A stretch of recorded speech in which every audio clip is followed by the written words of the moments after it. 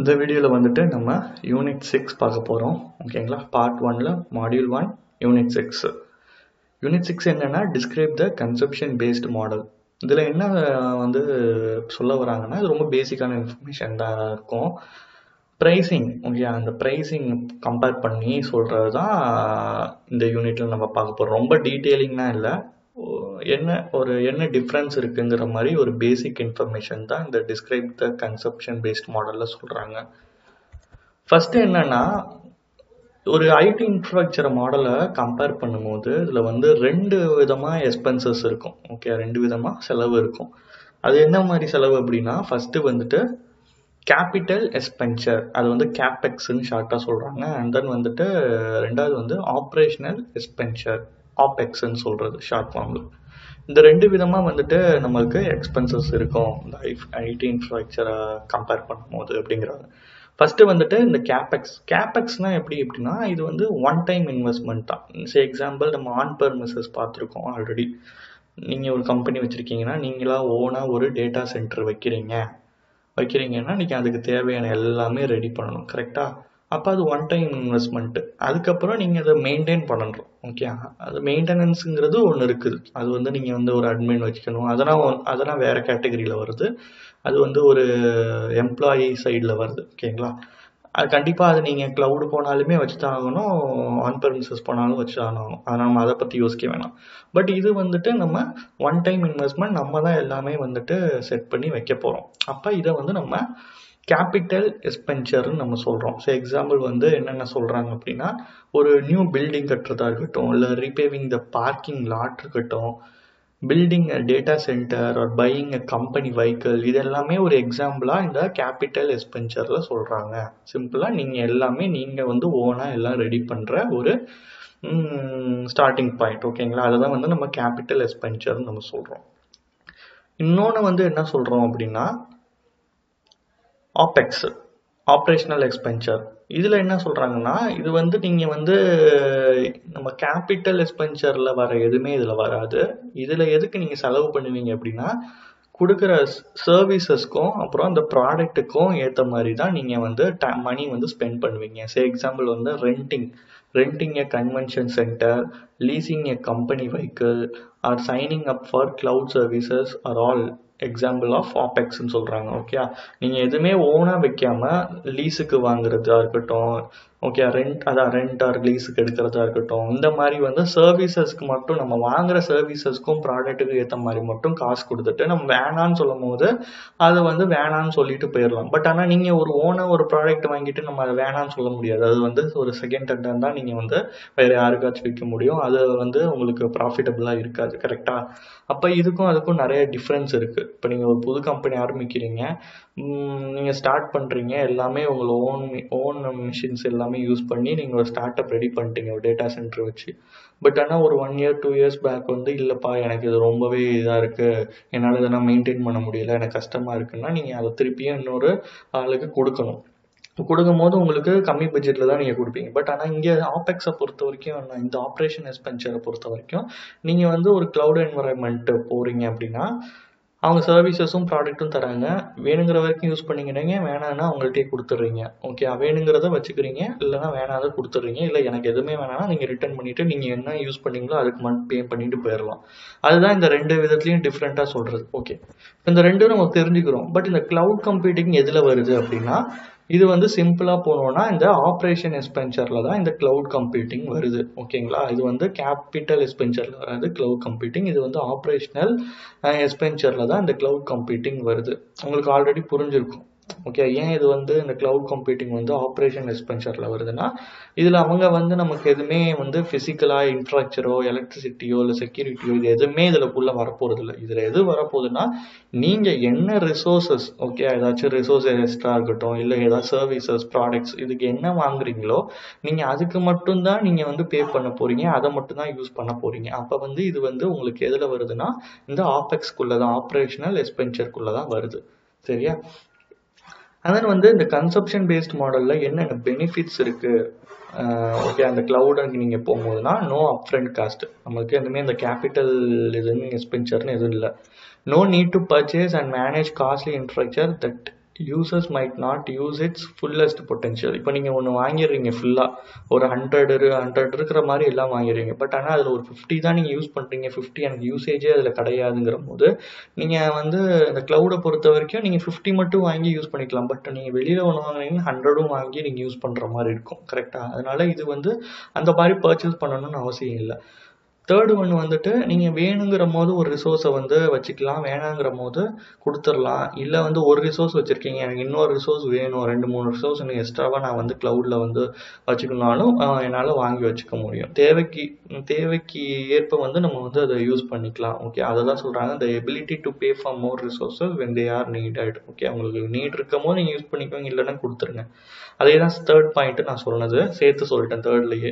the ability to stop paying for resources that are no longer needed. உங்களுக்கு ஒன்று தேவையில்லைங்கிற போது நீங்கள் அதை கொடுத்துட்டு போயிடலாம். நீங்கள் வந்து யூஸ் பண்ணதுக்கு ஏற்ற மாதிரி பே பண்ணிவிட்டு மற்றது நீங்கள் ஸ்டாப் பண்ணிக்கலாம் வேணாத போது. அதுதான் இதெல்லாம் வந்து நம்ம பெனிஃபிட்ஸாக சொல்கிறாங்க. இந்த லாஸ்ட் இந்த 2 பேராகிராஃப்ல பார்த்தீங்கன்னா, இந்த 2 பேராகிராஃப்ல இந்த ஃபர்ஸ்ட் வந்துட்டு இந்த சொல்றது என்னன்னா, நீங்கள் ட்ரெடிஷ்னல் டேட்டா சென்டர் போனீங்கன்னா என்ன மாதிரி டிஸ்அட்வான்டேஜஸ் தான் இருக்குங்கிற மாதிரியும், இந்த செகண்ட் பேராகிராஃப்ல நீங்கள் க்ளவுட் பேஸ்ட் மாடலாக போகும்போது என்னென்னா அட்வான்டேஜஸ் இருக்குங்கிற மாதிரி தான் இதை சொல்லியிருக்காங்க. ஜஸ்ட் நான் ரீட் பண்ணுறேன், மேக்ஸிமம் உங்களுக்கு அண்டர்ஸ்டாண்டாக இருக்கும். With the traditional data center, you try to estimate the future resource needs.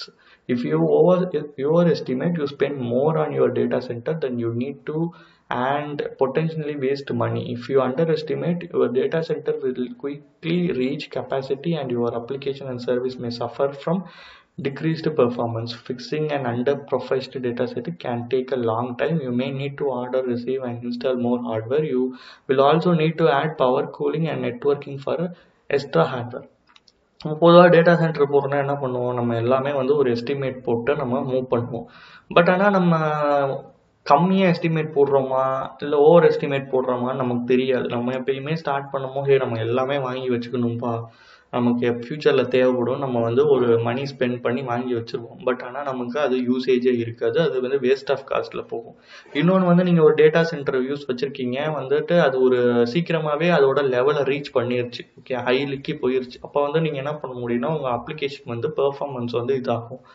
Okay, இதை நீங்கள் ஃபிக்ஸ் பண்ணணும்னா என்ன பண்ணுவீங்கன்னா உங்களுக்கு டைம் டிலே ஆகும். ஓகே, நீங்கள் வந்து ஒரு இது ஆர்டர் போட்டு அதை ரிசீவ் பண்ணி இன்ஸ்டால் பண்ணி உங்கள் ஹார்ட்வேரில் செட்டப் பண்ணி நம்ம நிறைய பண்ணணும். ஓகே, அதுக்கேற்ற பவர் கூலிங் நம்ம ரெடி பண்ணணும், அதுக்கேற்ற நெட்வொர்க்கிங்கை வந்து நம்ம வந்து இன்க்ரீஸ் பண்ணணும்.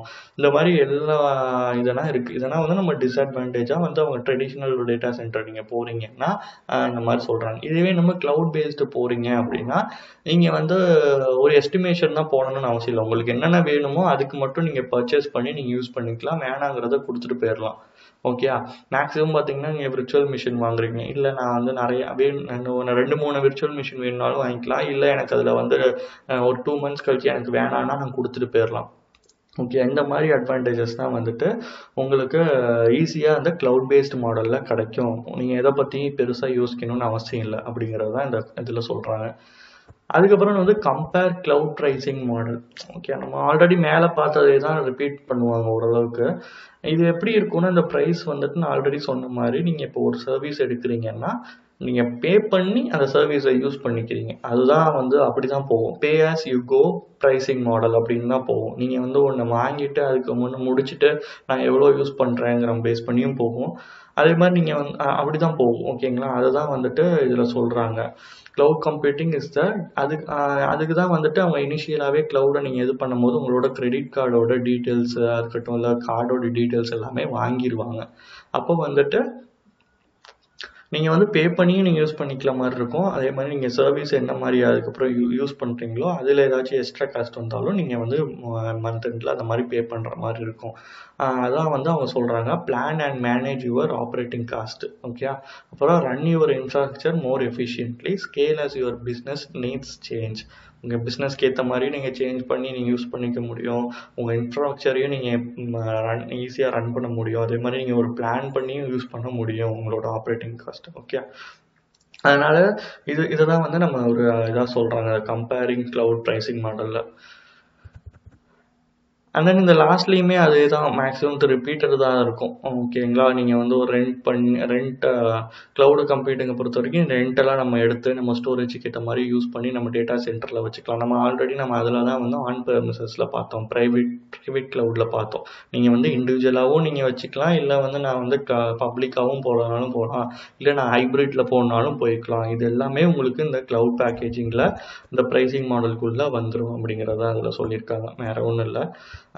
ரொம்ப இம்பார்ட்டன்ட்னா இந்த ரெண்டு இது மட்டும்தான் தெரிஞ்சுக்கணும். ஓகே, என்னென்ன எக்ஸ்பென்சஸ் வருது, அது வந்து இந்த க்ளவுடு எதுக்குள்ள போகிறோம், நம்ம ஆப்ரேஷன் எக்ஸ்பென்சருக்குள்ளே போகும். இந்த ஆப்ரேஷன் எக்ஸ்பென்சரில் என்னென்னா சொல்கிறாங்க, இதுக்கும் அதுக்கும் என்ன அட்வான்டேஜ் இருக்குது, இது மூலிமா போனீங்கன்னா என்ன பெனிஃபிட்ஸ் கிடைக்குங்கிறத தெரிஞ்சுக்கோங்க. அப்புறமேட்டு இதில் வந்துட்டு நம்ம திருப்பியும் அதே தான், நம்ம கீழால் வந்து எப்படி மூவ் ஆகுது இன்டர்நெட், நம்ம வந்து இந்த சர்வீஸை நம்ம ஓவர் த இன்டர்நெட்டில் நம்ம எப்படி வந்து இந்த ப்ரைஸிங்கை யூஸ் பண்ண போகிறோம். அது வந்து பே அஸ் யூ கோங்கிற ப்ரைஸிங் மாடல்லேருந்து தான் போகுது. அதில் வந்துட்டு என்னென்ன ஹெல்ப்ஸ் இருக்குது, ஓகே, அதில் அட்வான்டேஜஸ் மாதிரி என்ன இருக்குங்கிறத தெரிஞ்சுக்கிறோம். அவ்வளோதான். சரியா? இந்த வீடியோவில் நம்ம சேர்த்து இந்த மாடியூல் அசஸ்மெண்ட்ஸும் சேர்த்தே பார்த்துடலாம். ஓகேங்களா? மாடியூல் அசஸ்மெண்ட்டில் ஒரு பெரிய ரொம்பனா கொஸ்டின்ஸ் இல்லை, ஒரு 3 கொஸ்டின்ஸ் மட்டும் தான் இருக்குது. ஆக்சுவலாக இது வந்து ஒரு ஸ்டாட்டிக்காக தான் அவங்க வச்சுருக்காங்க. ஓகேங்களா? இது வந்து நான் டைனமிக்காக சேஞ்ச் ஆகும்னு நினச்சேன் ஒவ்வொரு தடவையும் இந்த டெஸ்ட் எடுக்கும் போது. பட் ஸ்டாட்டிக்காக தான் இருக்குது. நம்ம அப்படியே ஒரு 3 கொஸ்டின்ஸாக இருக்குது. ஜஸ்ட் நம்ம வந்து இப்போ இந்த மாடியூல் 1ல் பார்த்தோம்ல, அதோட ஒரு கொஸ்டின்ஸில் அதுலேருந்து எடுத்த கொஸ்டின்ஸ் தான். ஓகே, நம்ம அதில் ரொம்பவே பேசிக்காக இந்த மாடியூல் 1 பொறுத்த வரைக்கும் நம்ம பேசிக்காக தான் நிறையாவே பார்த்தோம். அதில் ஒரு சில விஷயம் தெரிஞ்சுக்கிறதுக்கும் சில விஷயம் தான் வந்து நம்ம எக்ஸாமுக்கு ப்ரிப்பேர் ஆகிற மாதிரியும் சில கொஸ்டின்ஸ் இருக்கிற மாதிரியும் தான் அதில் இருந்துச்சு. மேபி மாடியூல் 2ல் நம்ம பார்ப்போம் அது ரொம்ப டீட்டெயிலாக டெப்த்தாக இருக்கான்ட்டு. ஃபஸ்ட்டு வந்துட்டு what is cloud computing? Cloud கம்ப்யூட்டிங்னா என்ன அப்படின்னா என்ன, இது வந்து பார்த்திங்கன்னா 3 ஆப்ஷன் கொடுத்துருக்காங்க. கம்ப்யூட்டிங் சர்வீஸா, இல்லை ஸ்டோரேஜ் சர்வீஸா, இல்லை வெப்சைட் ஆக்சசபிளா? Computing service. ஓகே, உங்களுக்கு கம்ப்யூட்டர் சர்வீஸ் வரும்போது உங்களுக்கு எல்லாமே அதில் வந்துடும். ஸ்டோரேஜ் வந்துடுது, வெப்சைட் ஆக்சஸ் எல்லாமே அதுக்குள்ளே தான் வரப்போகுது. அதனால் இது வந்து computing service over the network. அடுத்த second question, which cloud model uses some data center focused on providing cloud services to anyone that wants them and some data center that are focused on a single customer. Okay, 2 விதமாகவும் இருக்குது. நீங்கள் வந்து share பண்ணிக்க போகிறீங்களா? Okay, அவங்க Azure மூலயமா இப்போ நீங்கள் வந்து பல கஸ்டமர்களில் நீங்கள் ஒன் ஆஃப் த கஸ்டமர்ஸாக இருக்க போகிறீங்களா, இல்லை வந்துட்டு நீங்கள் வந்து செப்பரேட்டாக உங்களுக்கு இருக்க போகிறீங்களா? இந்த ரெண்டுமே வருது வந்து எதில் வருது? ஓகே, பப்ளிக்கில் வந்தால் காமனில் வருது, மல்டியில் வராது, அப்போ ஹைப்ரிட் தான். ஓகேங்களா?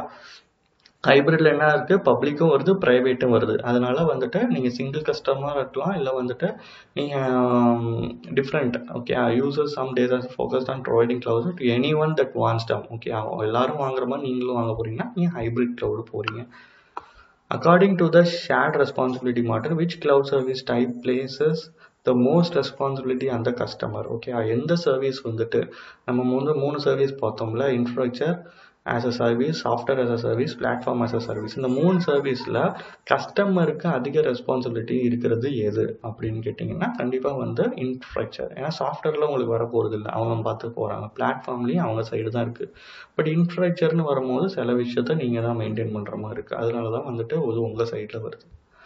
சப்மிட் பண்ணுங்கள். சப்மிட் பண்ணிங்கன்னா இப்போ 3மே கரெக்டு தான். ஓகே, இந்த மாதிரி நம்ம நெக்ஸ்ட்டு அடுத்தடுத்து போகும்போதும் எல்லா இதுலேயுமே இந்த மாதிரி மாடியூல் டெஸ்ட்லாம் இருக்கும். நம்ம யூஸ் பண்ணி நம்ம எல்லாமே கரெக்ட் பண்ணிட்டோம்னா நம்ம ஒரு எக்ஸாமுக்கு வந்து போகும்போது ஈஸியாக வந்து ப்ரிப்பேர் ஆகி போகலாம்.